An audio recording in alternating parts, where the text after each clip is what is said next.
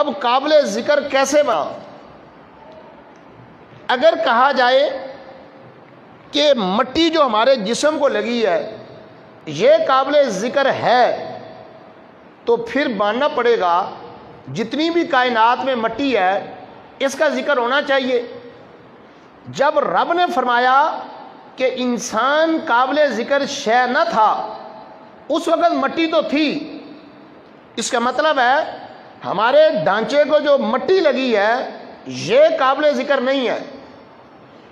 جب رب کا یہ فرمان ہوا اس وقت مٹی تو تھی، رب کہہ رہا ہے لم یکن شیئا مذکورا، اے بندے تو قابل ذکر نہ تھا، اگرچہ تیرے ڈھانچے کا سامان اس کائنات میں تھا لیکن اس مٹی کی وہ قدر نہیں تھی کہ تجھے قابل ذکر بنایا جاتا۔ اے مولا پھر بندہ قابل ذکر کیسے بنا؟ انسان کا ذکر کب شروع ہوا؟ رب تعالیٰ نے جب اس انسان میں اپنی طرف سے روح پھونکی، اس انسان میں روح، اس مٹی کے ڈھانچے میں رب نے جب روح کو ڈالا تو پھر وہ انسان ایک قابل ذکر شے بن گیا۔ روح سے پہلے انسان کا ذکر نہیں تھا، انسان کی حقیقت ایک مٹی تھی اور مٹی کی کوئی حیثیت نہیں تھی۔ جب رب نے اس انسان کے اندر روح کو ڈالا، روح اس کے اندر آئی تو پھر کیا ہوا؟ وہ اس دنیا میں آیا، اس کا نام رکھا گیا محمد علی نقشبندی صاحب، مفتی انتخاب صاحب، عبداللہ صاحب آپ بیٹھے ہیں۔ جب ان کے اندر روح آئی، یہ دنیا میں آئے، ان کے نام رکھے گئے، اب یہ قابل ذکر بن گئے۔ تو اس کا مطلب ہے کہ انسان کی حقیقت وہ روح ہے۔ جس طرح ہمارا یہ جسم ایک مخلوق ہے اسی طرح روح بھی ایک مخلوق ہے۔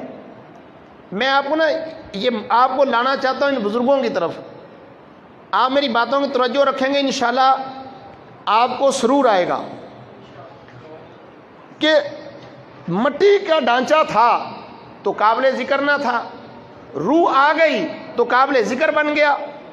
اب یہ بزرگ ہیں، ان کا آج بھی ذکر ہے، یہ علماء ہے ان کا ذکر ہے، ان کے نام ہے، روح ہے۔ جب روح ان کے اندر آئی تو یہ قابل ذکر بن گئے، تو معلوم ہوا کہ انسان کی حقیقت یہ روح ہے، اگرچہ روح بھی مخلوق ہے۔ جب انسان مرے گا، ایک مسئلہ ضمناً عرض کرتا چلوں، کیا اس مٹی کے ڈھانچے کو سزا ہوگی یا روح بھی سزا بھگتے گی؟ یاد رکھنا سزا روح اور جسم ملیں گے تو ملے گی۔ اب سوال یہ آتا ہے کہ روح کو سزا کیوں ملے گی؟ یہ ایسے ہی ہے، نبی علیہ الصلوۃ والسلام سے یہ مسئلہ پوچھا گیا نا کہ سزا کیسے ملے گی، روح کا کیا قصور ہے؟ اس حدیث کا خلاصہ مفہوم یہ ہے، ایک بندہ ہے نبینا، ایک بندہ ہے نبینا، ایک ہے لنگڑا لولا۔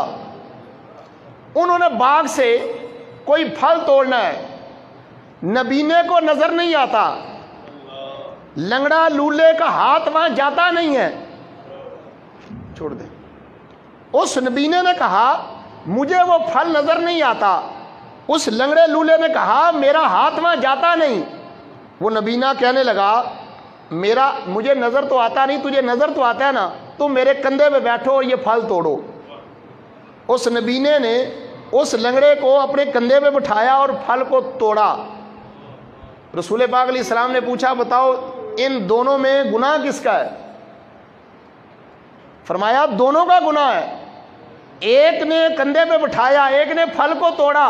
فرمایا اسی طرح انسان کے اندر روح ہے، جسم ہے، جب روح اور جسم دونوں ملیں گے، کوئی یہاں کام کریں گے تو جب کوئی برائی کرتے ہیں روح اور جسم دونوں کرتے ہیں، تو فرمایا اسی طرح سزا بھی ان کو دونوں کو ملے گی۔ اب میں مسئلہ جو عرض کر رہا ہوں کہ انسان کی حقیقت کیا ہے، وہ روح ہے۔ اب ہم نے دیکھنا ہے ہمارا یہ جسم ہے، ابھی گرمی لگ رہی ہے نا، اے سی چل رہا ہے، ہمارا جسم کا ٹیمپریچر ٹھیک ہے، یعنی جو آپ کی ضرورت ہے پوری ہو رہی ہے۔ آپ کو ابھی پیاس لگے گی یا پانی پئیں گے، یہ جسم کی ضرورت ہے، بھوک لگے گی کھانا کھائیں گے، جسم کی ضرورت ہے۔ جسم کو گرمی زیادہ لگے گی، ٹھنڈک میں آئیں گے، جسم کی ضرورت ہے۔ سردی لگے گی، آپ کمبل لے لیں گے، جسم کی ضرورت ہے۔ اللہ کے بندے، جب یہ ڈھانچہ جو قابل ذکر نہ تھا، یہ ڈھانچہ قابل ذکر نہ تھا، اس ڈھانچے کی ساری ضروریات کو تم پورا کرتے ہو، اس جسم کو جو ضرورت پڑے تم اس ضرورت کو پورا کرتے ہو، تو جس چیز نے تمہیں قابل ذکر بنایا وہ تمہاری روح ہے۔ اس جسم کے تقاضوں کو تو پورا کرتے ہو، اس روح کے تقاضے کو تم نے پیچھے چھوڑ دیا ہے۔ نعرہ تکبیر، نعرہ رسالت، اونچی آواز سے نعرے کے جواب دیجیے، نعرہ رسالت، نعرہ حیدری، نعرہ حیدری، علماء اہل سنت۔ اب عقل مندی تو یہ تھی کہ جو قابل ذکر نہ تھا اس کے تقاضوں کو تم نے پورا کیا، اس کی ہر ضرورت کو پورا کیا، اور جس نے تمہیں نامور بنایا، جس کی وجہ سے تمہارا ذکر ہوا، جس کی وجہ سے تم دنیا میں چلتے پھرتے ہو، تمہاری عزت ہے، وہ تمہاری روح ہے، وہ تمہاری روح ہے۔ اس روح کا تقاضا کیا ہے؟ اس روح کو کھانے کی ضرورت نہیں، پینے کی ضرورت نہیں ہے، سونے کی ضرورت نہیں ہے، جاگنے کی ضرورت نہیں ہے، وہ امر ربی ہے۔ اس روح کا ایک تقاضا ہے، اس کو خوراک کا تقاضا ہے، لیکن یہ کھانا اسے نہیں چاہیے، پانی نہیں چاہیے۔ اس روح کا ایک تقاضا ہے، وہ اللہ رب العزت کا ذکر ہے، اس رب ذوالجلال کا ذکر کرنا ہے۔ اور سادہ ہمارا جسم یہاں بیٹھنا پسند کرتا ہے ٹھنڈک میں، اور ہماری روح بھی پسند کرتی ہے کسی اچھے بندے کے پاس بیٹھا جائے۔ روح تقاضا کرتی ہے کسی نیک بندے کی صحبت میں بیٹھا جائے۔ تو اللہ کے بندو، جب جسم کے تقاضوں کو پورا کرتے ہو، اس کے تقاضوں کو بھی پورا کرو۔ جس نے تمہیں نامور بنایا وہ رب کی طرف سے تمہاری روح ہے، روح کی ایک خوراک ہے، تم رب کا ذکر کرو اور ان نیک بندوں کے پاس بیٹھو گے، تمہاری روح کی یہی خوراک ہے۔ اب اگر تم مر کر بھی اپنا ذکر باقی رکھنا چاہتے ہو تو پھر اس چیز کے تقاضے پورے کرنے پڑیں گے جس نے تمہیں قابل ذکر بنایا ہے، اور وہ تمہاری روح ہے۔ یہ بابا جی بزرگ دنیا سے چلے گئے، داتا صاحب چلے گئے، انہوں نے جسم کے تقاضوں کو پورا تو کیا، لیکن جس چیز نے انہیں قابل ذکر بنایا تھا وہ ان کی روح تھی، انہوں نے روح کے تقاضے پورے کیے، آج چلے بھی گئے ہیں، آج بھی قابل ذکر ہیں۔ لم یکن شیء مذکورا، چلے بھی گئے، ان کے جسموں سے روح بظاہر نکل گئی، لیکن وہ روح کے تقاضے ایسے پورے کر گئے، آج قبروں میں لیٹے صدیاں بیت گئی ہیں، آج بھی وہ لوگ قابل ذکر ہیں، آج بھی ان کا ذکر ہوتا ہے۔ تو میرے پیارے بھائیوں، ذکر کریں گے تو زندہ رہیں گے، ٹھیک، ذکر کریں گے تو زندہ رہیں گے، اور پھر روح کو زندہ رکھنا ہے، وہ تمہاری روحانی طاقت ہے، وہ تمہاری کی پاور ہے، وہ اتنی پاور ہے، تمہارے جسم کی کتنی پاور ہے؟ میرا ہاتھ اس سے آگے نہیں جاتا، اس سے آگے میرا ہاتھ نہیں جا سکتا، کیونکہ یہ میرا مادی جسم ہے، اس کے یہ مٹی سے بنا ہے، لیکن آصف بن برخیہ کا ہاتھ 1600 میل تک چلا گیا، تو وہ مادی ہاتھ نہیں گیا، وہ ان کا روحانی ہاتھ تھا، جس کو قرآن یہ کہتا ہے قبل ان یرتد علیک طرفک، کہ سلیمان علیہ السلام بھی جانتے تھے قبل ان یرتد علیک طرفک، کل کیا ہونے؟ لوگ کہتے پتہ نہیں، سلیمان علیہ السلام تو بتا رہے ہیں کہ تخت آئے گا اور لائے گا بھی میرا بندہ، اور پھر وہ لے کر آئے، یہ ہاتھ اتنا جاتا ہے، کسی کا ہاتھ آدھا فٹ زیادہ ہوگا، لیکن سوال ہے حضرت سلیمان علیہ السلام کے امتی آصف بن برخیہ 1600 میل دور کیسے چلے گئے؟ تو وہ ان کی وہ روحانی طاقت تھی، جس روحانی طاقت کو اللہ کے ذکر سے زندہ رکھا جاتا ہے، وہ روحانی طاقت تھی جس کی وجہ سے انسان قابل ذکر بنتا ہے۔ اور ایک حدیث بیان کر کے زیادہ چاہتا ہوں، ہمارے مہمان خطیب ہیں، وہ اچھے تگڑے خطیب ہے، ٹھیک ہے، میں ٹھنڈا اور ماڑا خطیب ہوں۔ مشکات میں نبی علیہ السلام کا فرمان ہے، اسی والے سے عرض کر رہا ہوں کہ ان کی صحبت میں بیٹھیں گے روحانی طور پہ زندہ رہیں گے، ان کی صحبت میں بیٹھیں گے بدبختی تمہارے قریب نہیں آئے گی۔ حضرت جنید بغدادی نہ بیٹھے ہوئے تھے، تو ایک نہ گناہ گار بندہ ان کے پاس آ کے بیٹھ گیا، جو قریب دیگر مصاحبین تھے ان میں سے ایک کہتا حضرت یہ تو بڑا بدبخت آدمی ہے، یہ تمہارے پاس آ کے بیٹھ گیا۔ حضرت جنید بغدادی نے غصے میں آ گئے، آپ نے فرمایا اے بندے کیا تو نے نبی علیہ السلام کا یہ فرمان نہیں سنا جو انہوں نے ہمارے جیسے کے بارے کہا ہے، ہماری جماعت کے بارے کہا ہے، ہوم الجلساء لا یشکبم جلیسہم، کہ یہ وہ نفوس قدسیہ ہیں ان کے پاس جو بندہ بیٹھ جائے، آگے شرط نہیں کہ وہ لمبا چوڑا عمل کرے، فرمایا حضور کہتے ہیں ان کے پاس جو آ کر بیٹھ جائے، محبت سے بیٹھ جائے، میرے نبی کا فرمان بخاری میں موجود ہے، فرمایا وہ بندہ بدبخت نہیں رہتا، وہ بدبخت نہیں رہتا، وہ نیک بخت بن جاتا ہے۔ کام کیا ہے؟ ان کے پاس محبت سے صرف بیٹھنا ہے۔ تو روح زندہ کب رہے گی؟ ذکر کرو گے تو ان کے پاس بیٹھو گے، انہیں پتا ہے روح کو زندہ کیسے رکھنا ہے، انہوں نے روح کو زندہ رکھا ہے تو داتا صاحب 950 سال گزر گئے، جو گھڑی آتی ہے نا اس میں داتا صاحب کی شان بڑھتی ہے۔ اس میں ایک محدثی نے بڑا پیارا نقطہ لکھا ہے، وہ کہتے ہیں اللہ رب العزت نے فرمایا نا نبی علیہ السلام کے بارے وَلَلْآخِرَةُ خَيْرُ لَكَ مِنَ الْأُولَى، اے نبی ہر آنے والی گھڑی جو ہے اس میں تمہاری شان بڑھے گی، ہر آنے والی گھڑی میں تمہاری شان بڑھے گی۔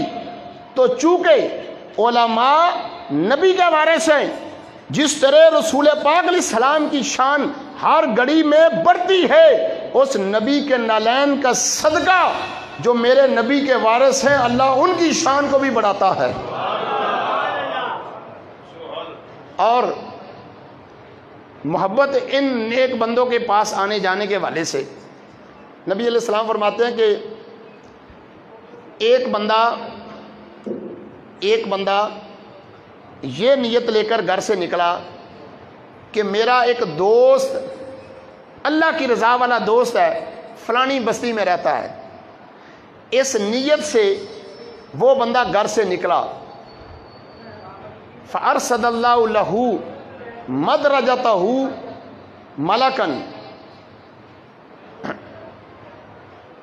جنہیں گل سنی بہ جائے، جنہیں باہر جانا باہر چلا جائے، ایک تو ہار آنے نے سارا ماحول خراب کیتا ہے۔ آخری بات یہ توجہ سن لیں، انشاءاللہ فائدہ ہوگا۔ رسول پاک علیہ السلام فرماتے ہیں کہ بندہ چلا یار کو ملنے کے لیے، یار تھا اللہ کی رضا والا، بندہ گھر سے چلا ادھر سے، فَأَرْسَدَ اللَّهُ لَهُ مَدْرَجَتَهُ مَلَكًا، اللہ نے عرش سے ایک فرشتہ اس کے رستے میں بھیج دیا، وہ جا رہا ہے اللہ کے نیک بندے کی طرف، رب عرش سے فرشتوں کو بھیج رہا ہے اس کے رستے پہ، وہ بندے کی شکل میں آ کر پوچھتا ہے اینہ تریدو، او بھائی کہاں جا رہے ہو؟ اس نے کہا جی ارید اخن لی فی ہذہ القریۃ، او فلانی بستی میں ایک اللہ کا نیک بندہ رہتا ہے، میرا یار ہے، میں اسے ملنے کے لیے جا رہا ہوں، میرا یار ہے ملنے کے لیے جا رہا ہوں۔ اگلی بات سننے والی ہے، اس فرشتے نے جو کہ انسانی شکل میں تھا اس نے پوچھا اللہ علی من نعمت تربھا، کیا تو نے اس بندے پر کوئی احسان کیا ہے جس کا تو اس سے بدلہ لینے کے لیے جا رہا ہے؟ کیا تو نے اسے کوئی پیسہ دیا ہے، کوئی نعمت دی ہے، کوئی دولت دی ہے کہ تو اس سے وہ وصول کرنے کے لیے جا رہا ہے؟ ہوتا ہے نا لوگ کسی کو کچھ دیا ہو تو لوگ کہتے ہیں چلو یار اس کو چائے پی آئیے،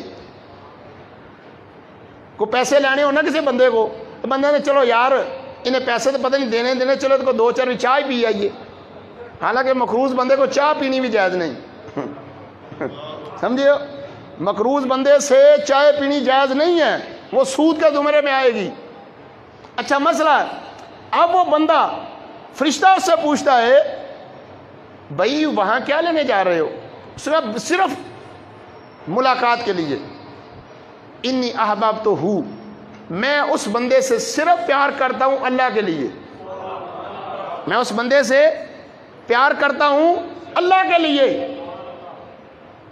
اس فرشتے نے کہا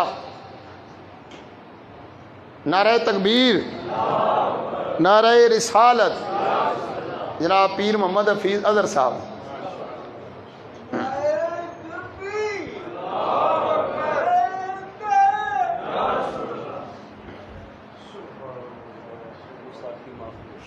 کوئی گل نہیں۔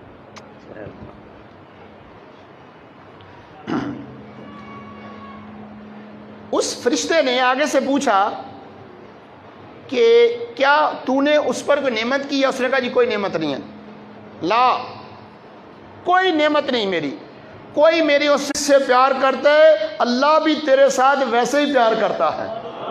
تو اب جتنا پیار آپ ان بندوں سے کریں گے، یہ بات ذہن میں رکھنا، اللہ کی طرف سے پیار ویسا ہی تمہیں ملے گا۔